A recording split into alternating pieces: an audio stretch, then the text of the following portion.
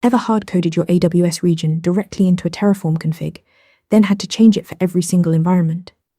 There is a much cleaner way. In Terraform, you declare variables in a variables.tf file, but you do not put their actual values there. Instead, the values live in a separate .tfvars file. The variables file says, I need a value called region. The tfvars file provides it. This separation keeps your infrastructure code generic and reusable across any context. This is where tfvars really shines. You can have dev.tfvars, staging.tfvars, and prod.tfvars, each supplying different values for the exact same variables.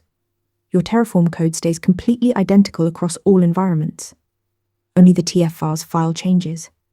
No duplication, no configuration drift between environments. Two important details to know. First, sensitive values like database passwords should live in tfvars files, not hard-coded in your .tf files, and you can add them to .gitignore to keep secrets out of version control. Second, Terraform automatically loads a file named terraform.tfvars. For environment-specific files like dev.tfvars, use the -var-file flag on the command line. tfvars files separate variable values from Terraform configuration, making multi-environment deployments clean, flexible, and secure. Follow for more infrastructure as code tips. Ready to practice for your next interview?